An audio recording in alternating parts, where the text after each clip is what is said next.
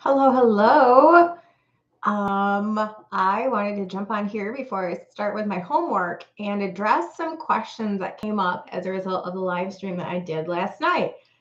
First and foremost, let me just say thank you to everyone who watched it and liked, shared, commented, regardless of anyone's position on these things, which I know differ greatly. Part of the reason I chose to study the end times specifically is because they are so highly debated. Now, I'm not one for controversy, usually at all. However, in Bible study, Bible research, these things that a lot of people want to know, why are they so highly debated? So naturally, they intrigue me, not for the sake of controversy or the sake of stirring up trouble or drama or whatever, but it's like if there are so many differing opinions out there, what is going on? So that is why I was drawn to those specific things, because I wanted to settle the matter within myself in as much as I am capable of doing that. Really, at the end of the day, I just was seeking answers to know what we could resolve, what we could not resolve. Why are so many people running around in circles chasing the same things every single year? Is there a way to know this so that we can have peace about this? Because at the end of the day, that's what it leads to, is peace. You can have peace when you know the answers.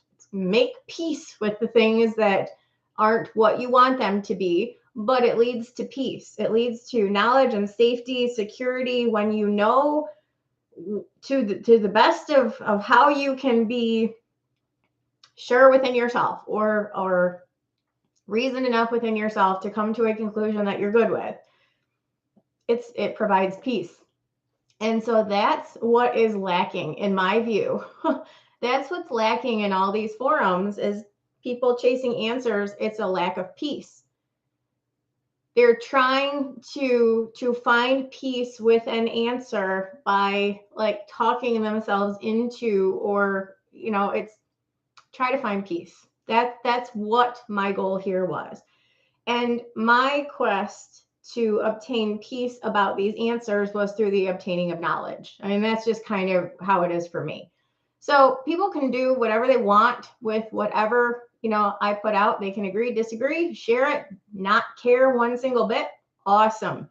I just do what I can to try to give other people peace about things that they may be wondering about, because that's what intrigued me, was just trying to find peace with these answers. So, and that's why I put the video out last night. Can the rapture happen at any time? Will it happen on Feast of Trumpets? If you did not watch that and you are watching this, that might not make too much sense, because what I'm going to address in this live stream is the questions and comments and feedback that came out of that video for further clarification, which is why I so appreciate. Thank you to everyone who always who chooses to leave comments and feedback and questions, because it helps to further clear up some misconceptions. Now, I'm not going to sit here and say I know everything. I am going to sit here and say I've tried to learn as much as is humanly possible for me, which is a lot, because I do not want there to be any questions that I am incapable of answering. It doesn't mean you have to agree with what I said, and it doesn't mean I know everything. It just means that I try to know as much as I can, because I don't like having to tell people I don't know. If I don't know, I'll find out and then I'll share it.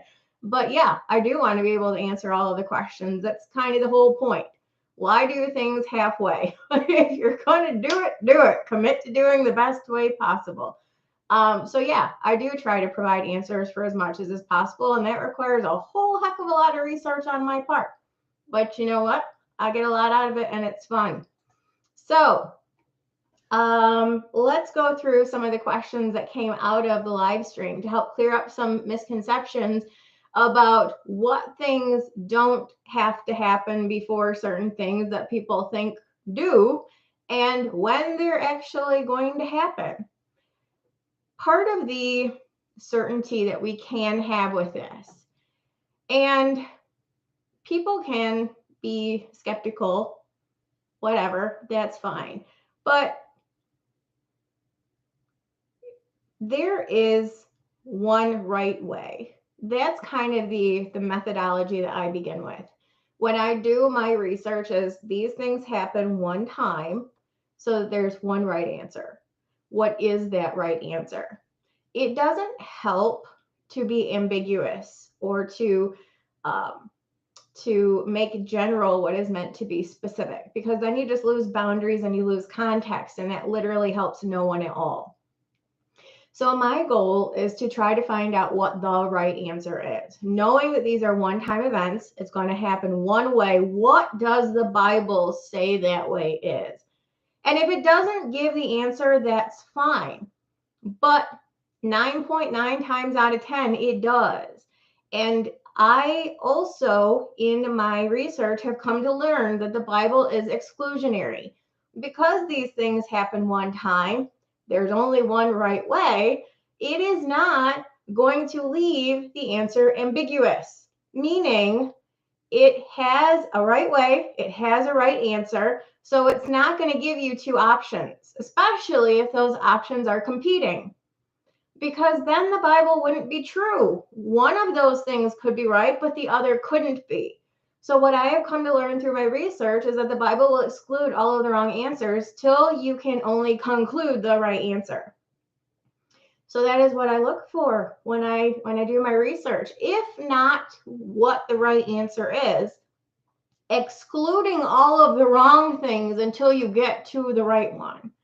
That's okay if you back into something, because that's just how I've come to trust the Bible, is it excludes everything that's wrong until you can only conclude the right answer. So these are the things that I keep in mind in my research. It's like, okay, it's a one-time event. It's going to happen one time. There's one right answer. Let's research every other thing until they exclude themselves and you're left with the last man standing. And then let's find other scriptures that support that, because in the mouth of 2 or 3 witnesses, let every word be established. That's how I get to my answers. And like I said, people don't have to agree. That's fine. You have your own free will. You have your own mind. You can believe whatever you want. I'm just telling you, because this is my channel, how I do it. That's all. Now, having said that, let's get to some of the comments. And this, I want to start with this one, because this is a perfect example of what some of the mainstream Christianity has done to obscure the timeline of events and make people think that they should be watching for something that is totally not on the agenda at all. And that's Isaiah 17. I've often thought that the Isaiah 17 prophecy that speaks of the destruction of Damascus was a catalyst to the start of the Gog and Magog war. Do you have any thoughts on this? Okay. This is such an easy one to clear up. But I'm going to take you through the long way, and then I'm going to give you the short answer, which is also in the long answer. But what I'm going to do is show you the sequence of events in Isaiah, because that's where people pull this prophecy from for the most part. What people may not know is that the destruction of Damascus is referred to in 2 other places. And it would be because in the mouth of 2 or 3 witnesses, let every word be established. So if you study this one way and you think one answer, go look at the other 2 spots. Does that back up what you think? Well, in this case, where it's located the other 2 times, it destroys that line of thought very easily in one of them. However, let's go to Isaiah 17. The burden of Damascus. Okay? And then it goes to talk about how Damascus is going to become a ruinous heap. Now, what it does also talk about is in verse 7. At that day shall a man look to his maker, and his eyes shall have respect to the Holy One of Israel. What one day ever in the history of all of Bible prophecy, in the history of prophecy, in the history of the Old Testament where it talks about Bible prophecy, is the day in which everyone is going to look upon their maker and have respect to the Holy One of Israel.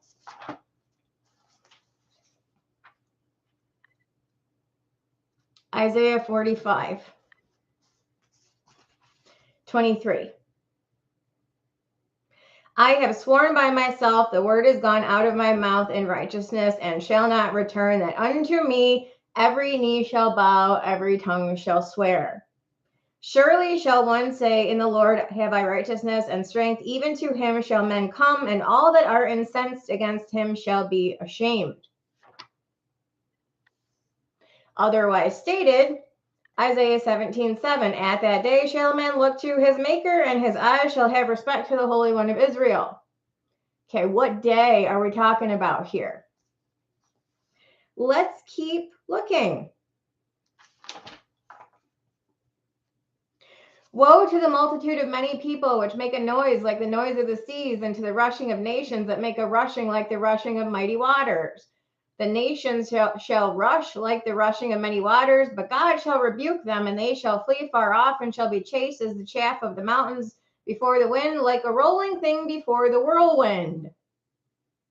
When does the whirlwind come? That's also in Isaiah. I just have to find it really quick.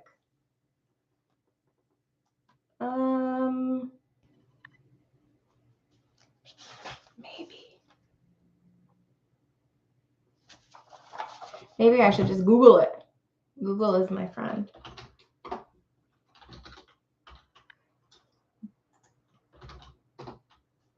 Because I might be totally wrong on this one. I might be thinking of something that isn't a thing.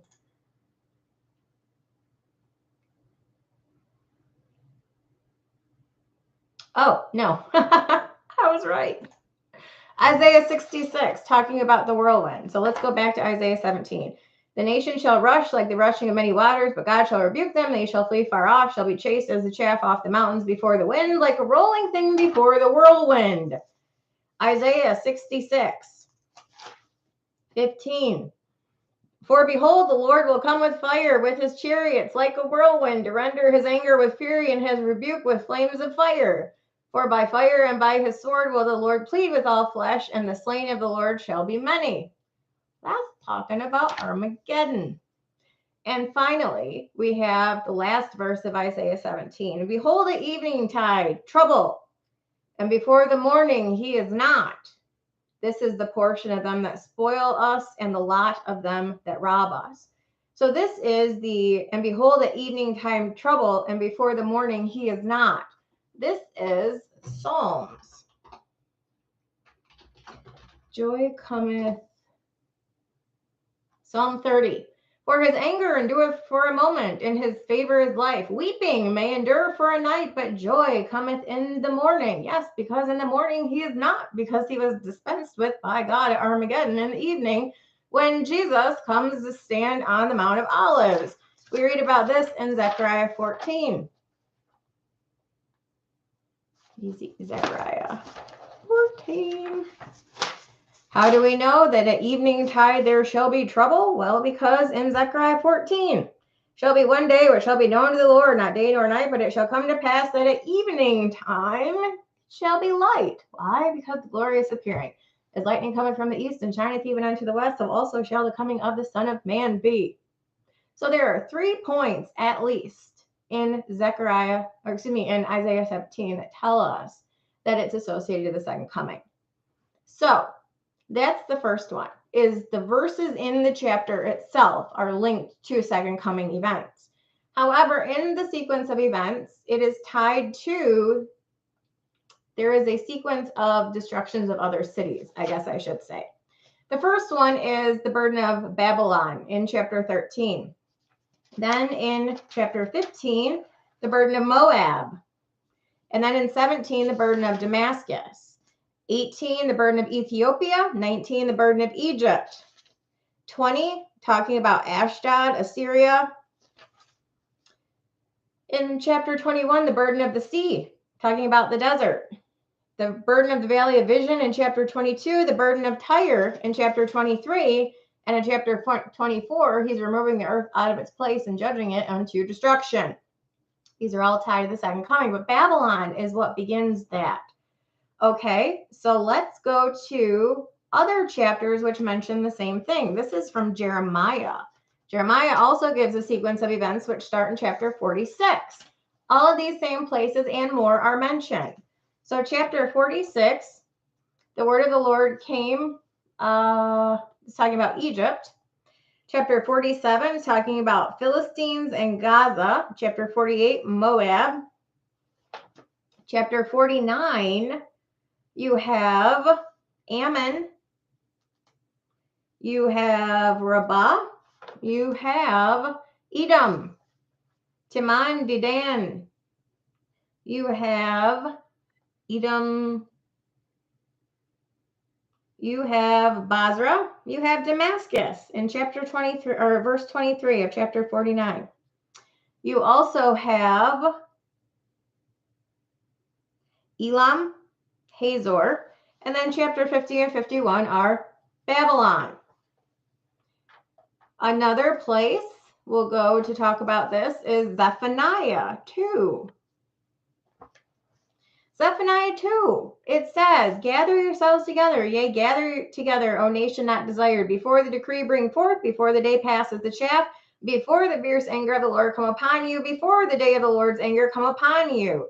Seek ye the Lord, all ye meek of the earth which have wrought his judgment, seek righteousness, seek meekness, it may be that ye shall be hid in the day of the Lord's fierce anger. Because in that day, Gaza shall be forsaken, Ashkelon, Ashdod, the Philistines, Moab, Ammon, Ethiopians. Okay, let's go to Amos. The words of Amos, who was among the herdsmen of Tekoa, which he saw concerning Israel in the days of Uzziah, king of Judah, 2 years before the earthquake. He said, the Lord will roar out of Zion. Second coming. The habitations of the shepherd shall mourn, the top of Carmel shall wither. For 3 transgressions of Damascus, and for 4 I shall not turn away the punishment thereof. Also Gaza, Ashdod, Ashkelon, Ekron, Tyrus, Edom, Basra, Moab,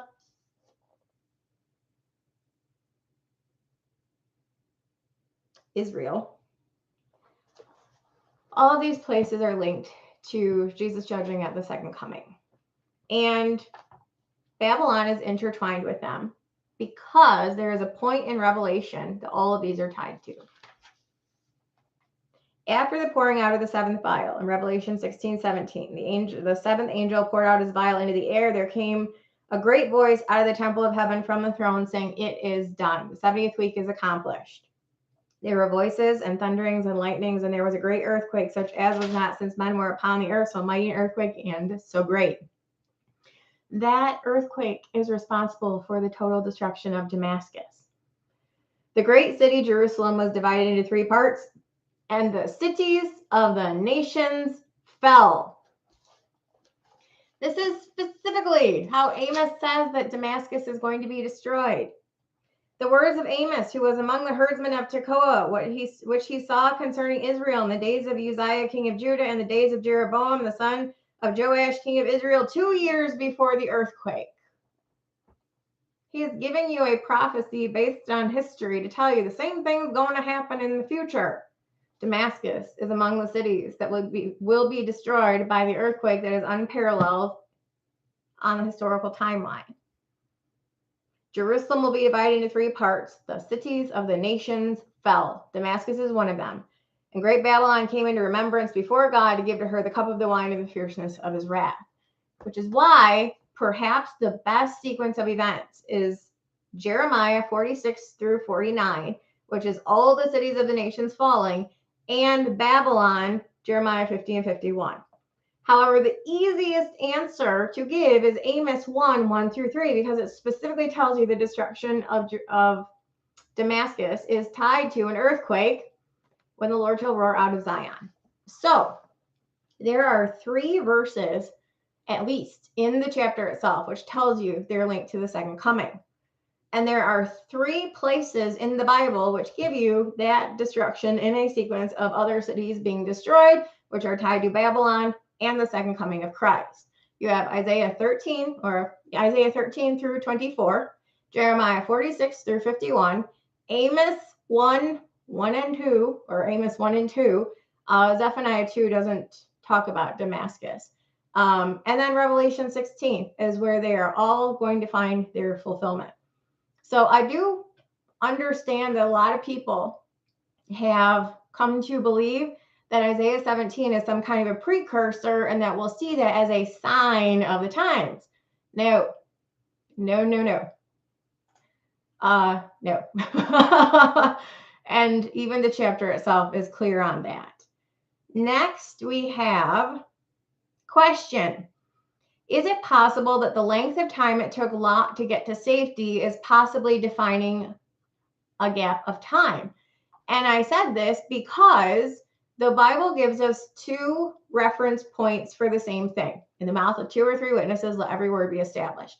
Revelation 3:10, because thou hast kept the word of my patience, I also will keep thee from the hour of temptation, which shall come upon all the world to try them that dwell upon the earth. Sister passage, 2 Peter 2:9, the Lord knoweth how to deliver the godly out of temptation, and to reserve the unjust unto the day of judgment to be punished. The example given of this is Lot. Lot had to leave Sodom. The angels told him to get out. They couldn't judge the city until Lot was gone. And as soon as he cleared the city gates to safety, judgment rained down. The city was destroyed. So the question was, does the time that Lot took to leave the city, is that indicative of a gap between the beginning of our redemption and the start of the 70th week? And I said no, because Lot had to leave himself. He was responsible for getting himself out of the city. We are not responsible for getting ourselves off of this earth. The Lord is going to come and forcibly take us. So there doesn't need to be a gap. There won't be a gap because he is making this happen, and it's going to happen like that. In the moment, in the twinkling of an eye, at the last trump, the trumpet shall sound, the dead shall be raised incorruptible, and we shall be changed, taken to the heavenly throne room to bypass the events of this 70th week, which is why he says, because thou hast kept the word of my patience, I also will keep thee from the hour of temptation, which shall come upon all the world to try them that dwell upon the earth. Lot could relocate from city A to city B because there was only two cities in view for destruction, one that he lived in. So as long as he wasn't in that city, he was safe. The hour of temptation is coming upon all the world to try them that dwell upon the earth, which means there would be no place safe for us here, which is why he's coming to take us. He is coming to get us. We are not responsible for leaving the city, and there is nothing precluding judgment from coming, which is why he's coming to take us, because there is an appointed time. This is one of the things that I don't know that I've specifically mentioned before. In my journey of discovery through the Bible, I came to realize that there is an appointed time through a verse in Revelation, specifically trumpet 6. It says, the sixth angel sounded, and I heard a voice from the four horns of the golden altar, which is before God, saying to the sixth angel which had the trumpet, loose the four angels which are bound in the great river Euphrates. Here's the kicker. The four angels were loosed, which were prepared for an hour and a day and a month and a year, for to slay the third part of men. That means that even as we sit here, there is an appointed time for that to occur. They are appointed. They are prepared for a specific hour, day, month, and year. That couldn't happen if the 70th week is a moving target. If it could speed or slow, they wouldn't already be appointed a specific time for a specific purpose, and yet they are. And when I read that and I understood what that meant, I thought, yep, 70th week is not a moving target. You ain't speeding it, and you ain't slowing it. It is going to happen when it is appointed to happen. And the only way that these could be appointed a specific day, hour, month, and year to accomplish their purpose is if it is a fixed target and their time is fixed within that fixed target. So that was what really got me on board of thinking, okay, well, if they have a specific appointed time within the larger appointed time, what is the larger appointed time? And that's where the Old Testament prophets give us that information. The rapture cannot just happen at any time because the 70th week cannot just happen at any time. It is a fixed, immobile, appointed 7-year period from Nisan 10 of a specific year to Nisan 10 of another specific year 7 years later.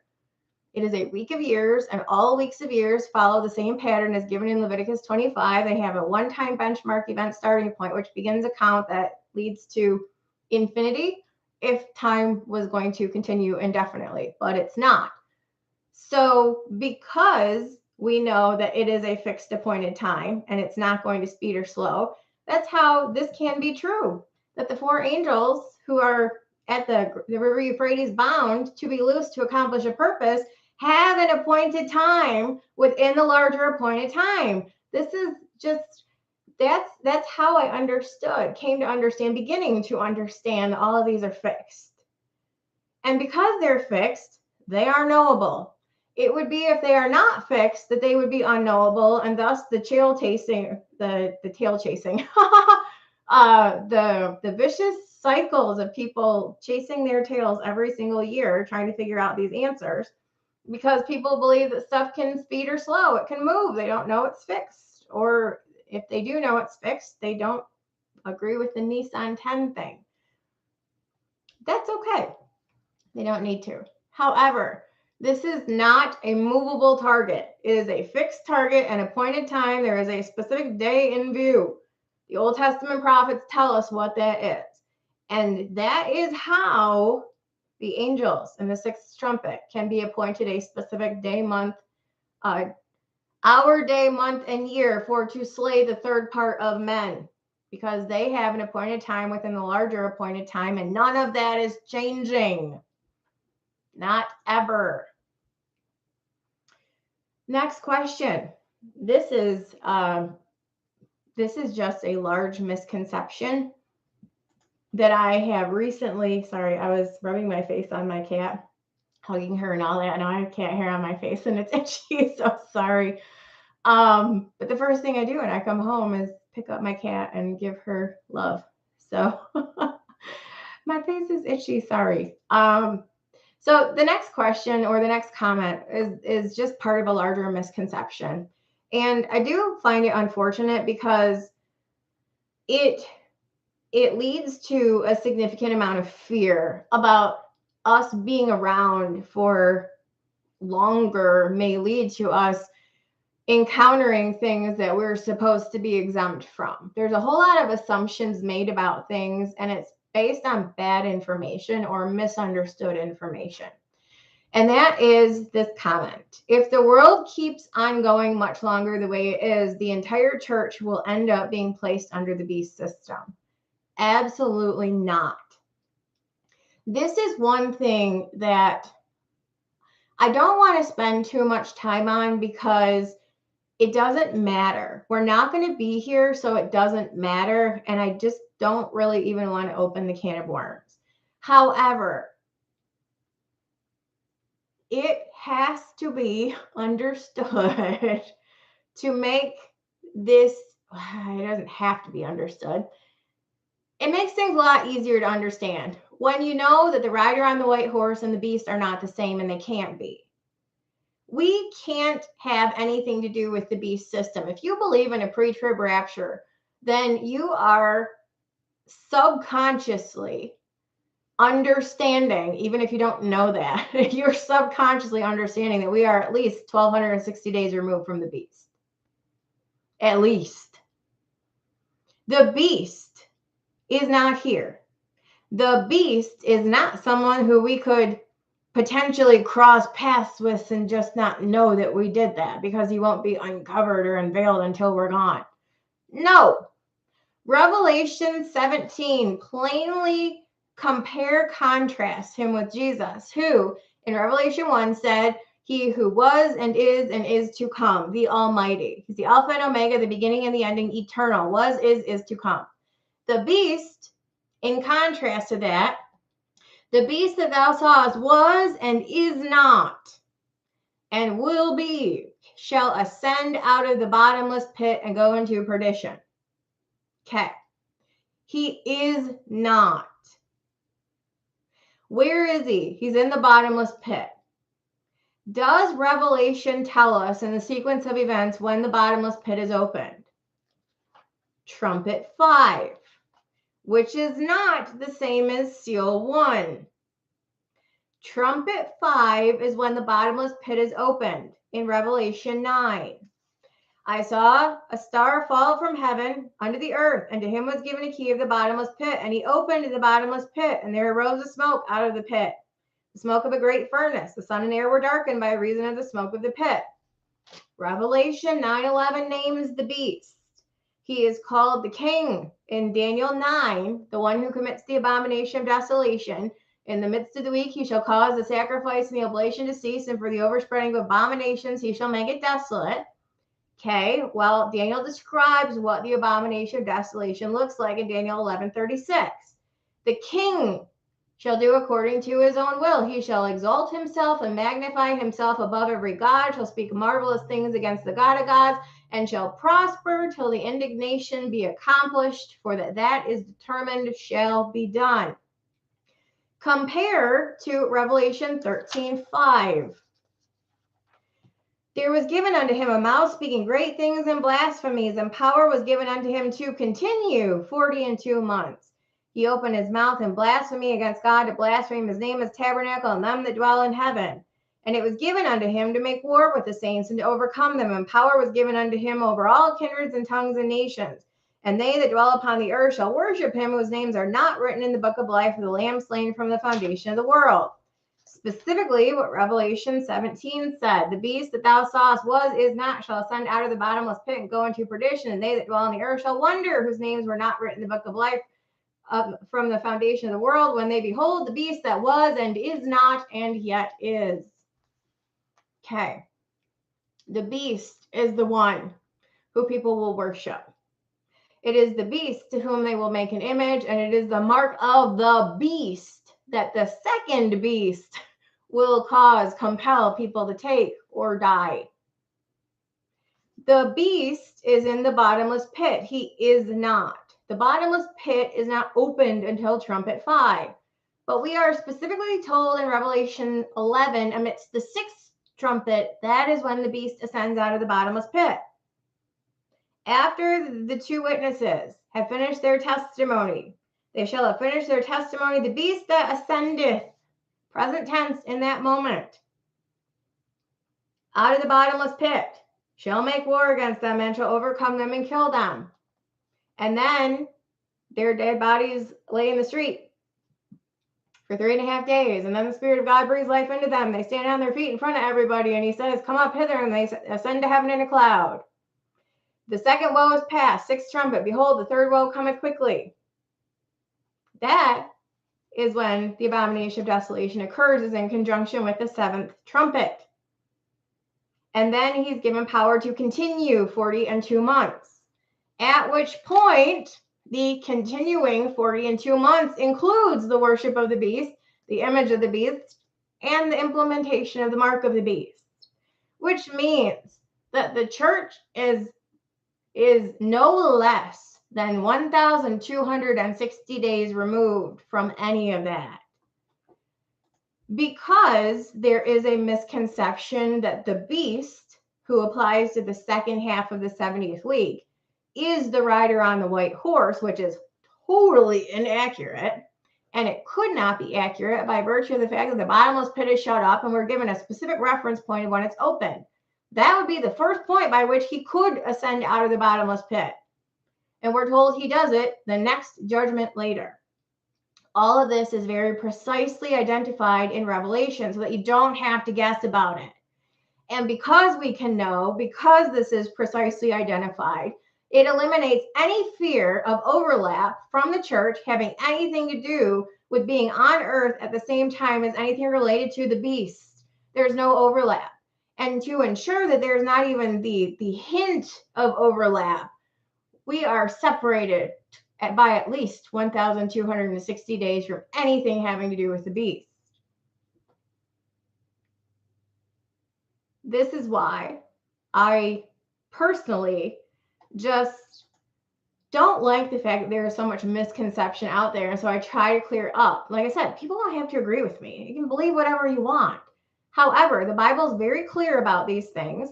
And as I stated at the beginning of this video, There is one-time event, happens one way, and the Bible will exclude every wrong possibility so that you can back into the right answer. If you don't get to the right answer the first time, you can back into it by all of the other exclusionary details.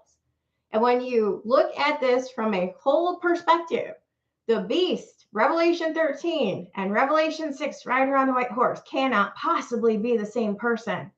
They also have two starkly different agendas.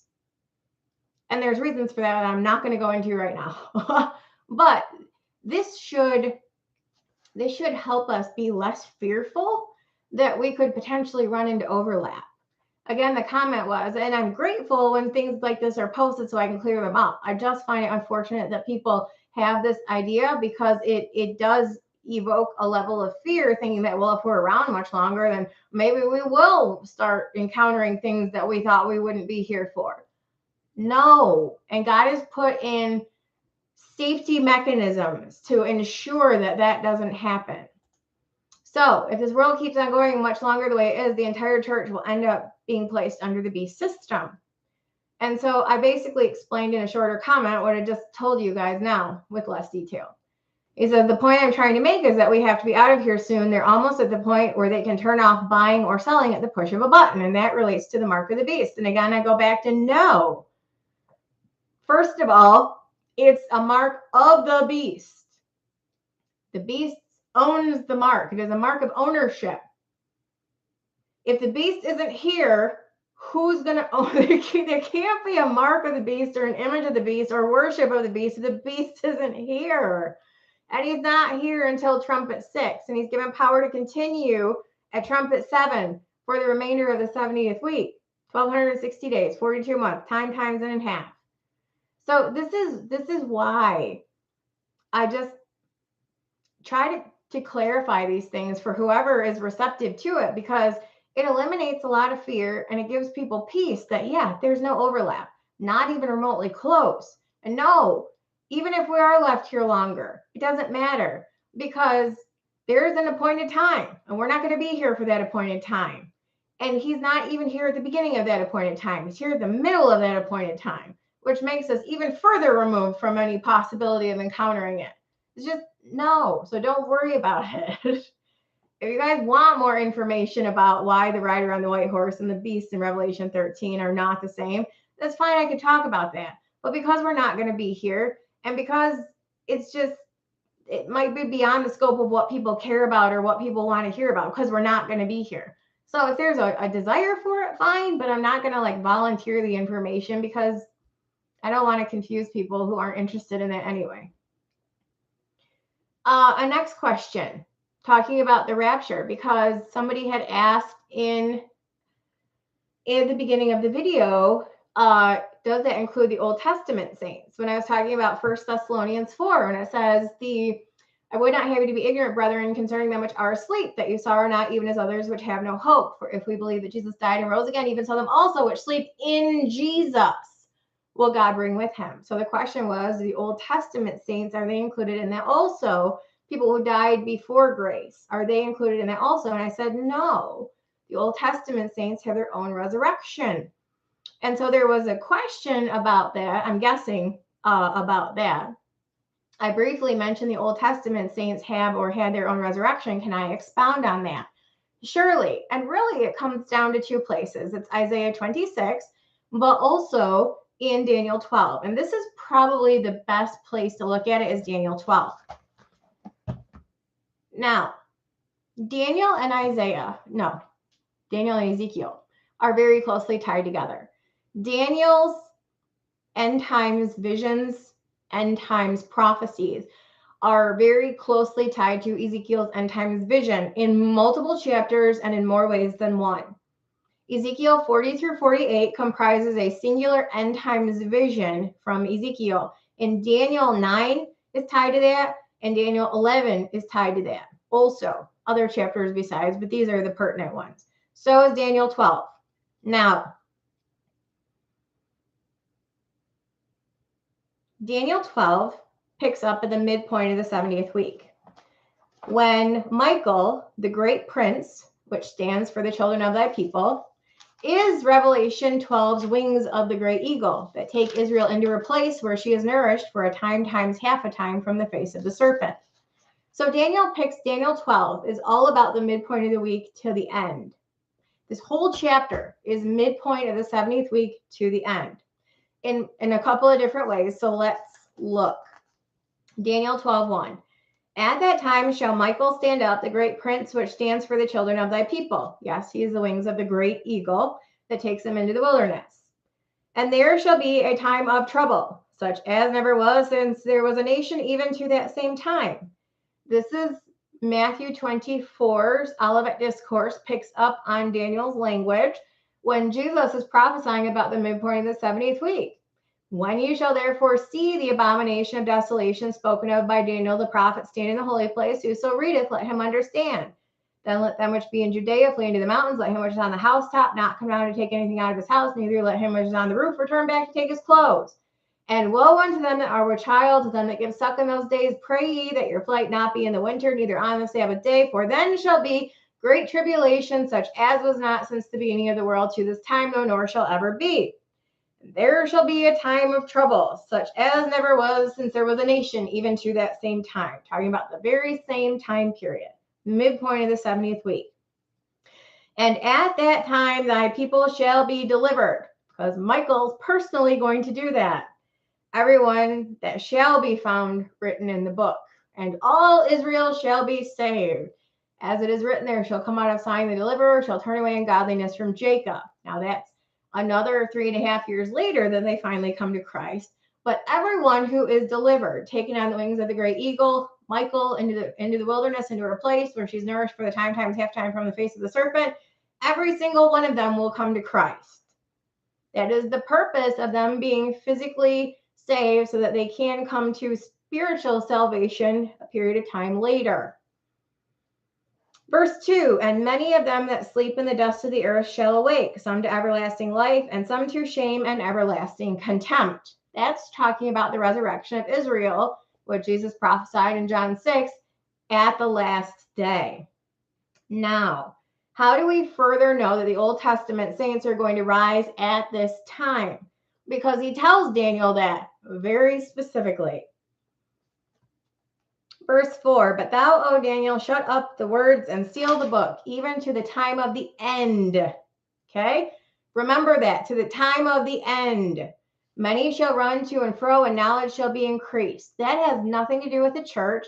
It has to do with, I'm going to just clarify for anyone who thinks it has to do with the church. No. This has to do with the blindness being cast over Israel because they knew not the time of their visitation. Luke 19. As a result of Israel rejecting Christ at the triumphal entry, blindness was cast over them. Paul talks about this in Romans 11. I would not have you to be ignorant, brethren, lest you be wise in your own conceit. That blindness in part is happened to Israel until the fullness of the Gentiles be come in. And so all Israel shall be saved, as it is written, there shall come out of Zion the deliverer, and shall turn away ungodliness from Jacob. For this is my covenant when I shall take away their sins. The fullness of the Gentiles is a reference to the fullness of the fats overflowing for wickedness is great. It's the treading of the winepress. The fullness of the Gentiles is actually referenced in Joel 3. It's the winepress filled to full with grapes that are trodden because they're evil. It's got, again, nothing to do with rapture. We know this because Isaiah 29 talks about the same thing, the lifting of blindness. And at that time, all Israel shall be saved. It's a second coming thing. Isaiah 29.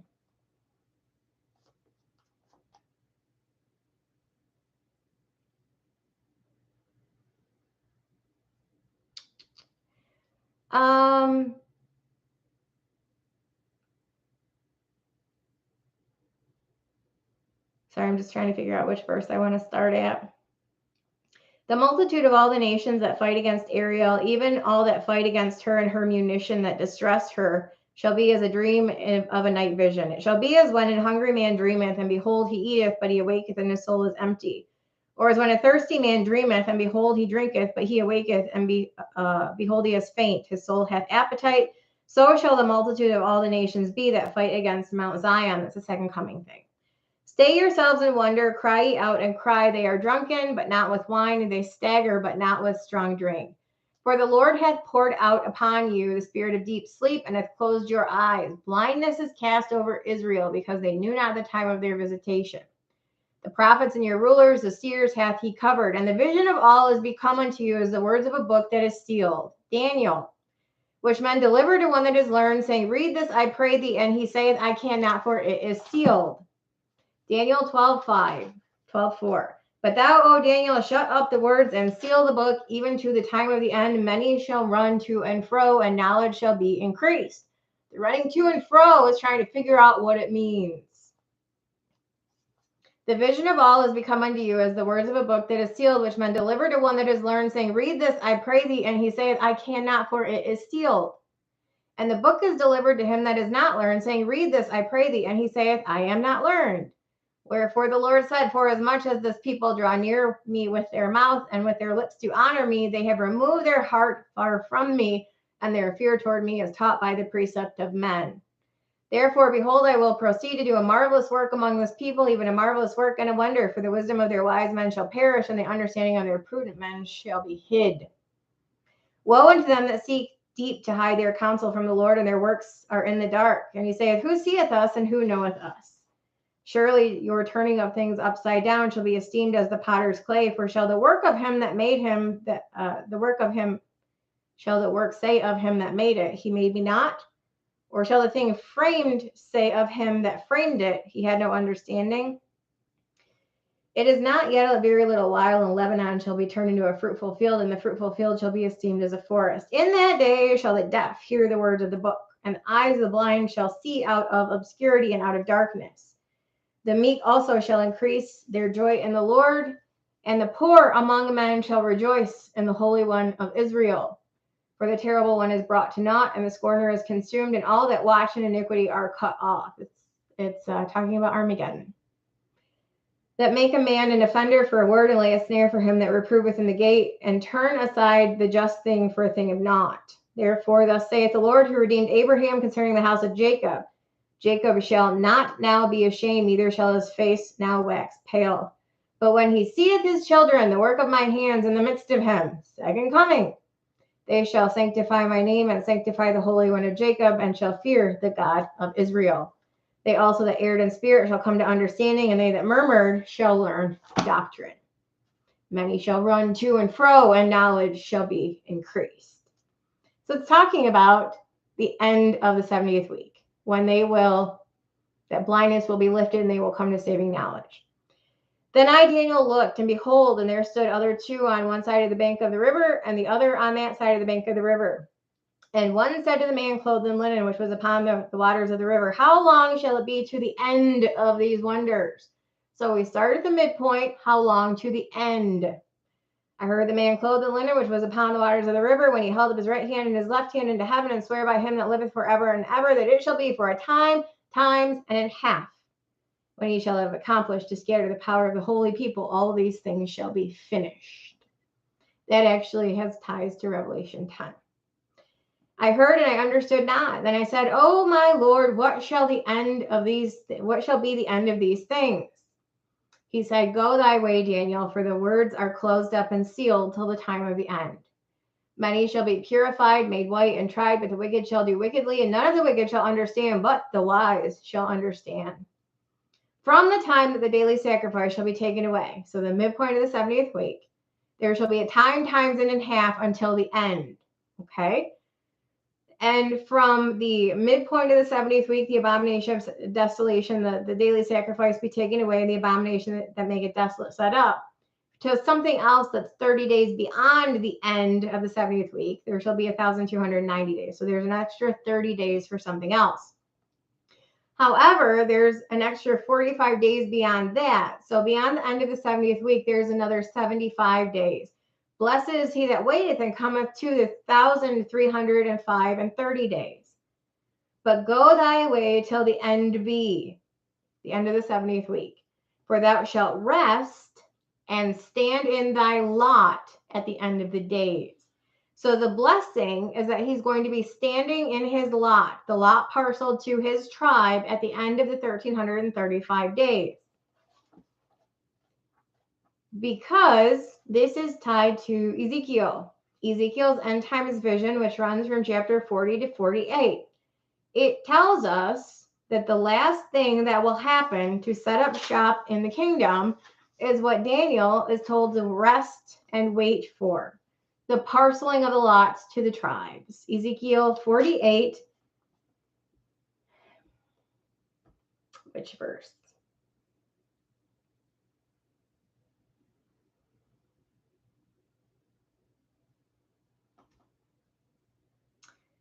Oh, come on. Oh, Ezekiel 48:29. The last thing that happens in Ezekiel's end times vision to mirror what Daniel's waiting for. He's going to stand in his lot at the end of the days. This is the land which you shall divide by lot unto the tribes of Israel for inheritance, and these are their portions, saith the Lord God. So Ezekiel 48 is what Daniel is told that he's going to wait for. And blessed is he that cometh to the end of the 1335 days from the midpoint of the 70th week, because they are going to be resurrected to stand in the lots parceled to their tribes in the kingdom, which tells us that their resurrection will be when Jesus returns at the second coming, and 45 days, 75 days after that, when the lots are parceled to the tribes in the kingdom, the Old Testament saints are going to be living in the lots parceled to their tribes. So that is how we know when the resurrection of the Old Testament saints will be. Sometime between when Jesus comes back at the second coming and 75 days in the kingdom, because that's when they're going to be living where they would have lived during their lives. What else was there? Imminent, the word everyone uses, talking about the rapture being imminent. It is not. It has an appointed time. Just because there may not be necessarily anything that needs to happen before it does not mean it's imminent or that can just happen at any time. It can't.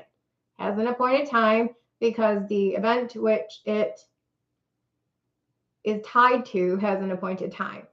The event which is tied to, which is the 70th week, because the point of the rapture is to remove us from that. So if that has an appointed time, then the rapture does also. It is not imminent. It is also not immediate. I think that was it. If there are other questions or clarifications that people would like made because they think something else which inhibits their ability or desire to understand the things I have said, or like I said, you don't have to agree with it. But if there's something else that's causing a sticking point that we can clear up, because like I said, these are one-time things. They happen in one way. There is one right answer.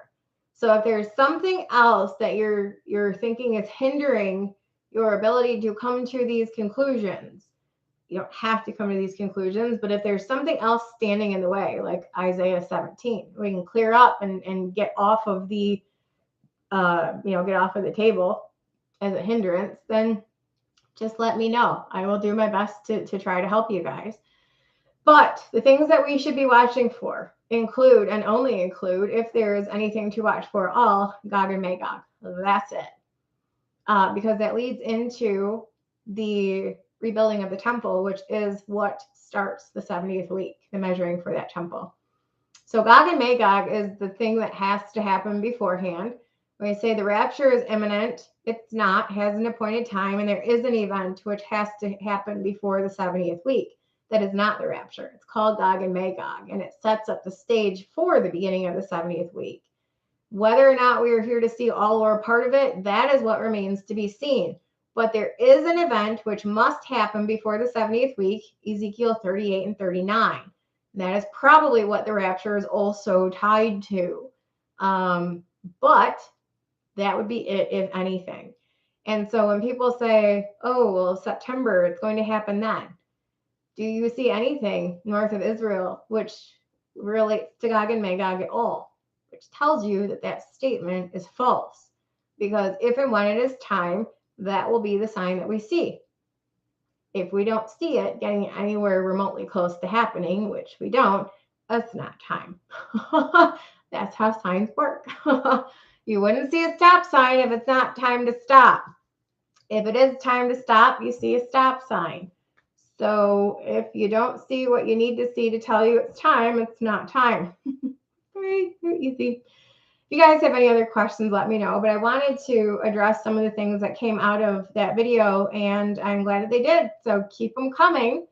Having said that, I've got homework to get started. I will wish you all a wonderful evening. Take care. I'll see you later.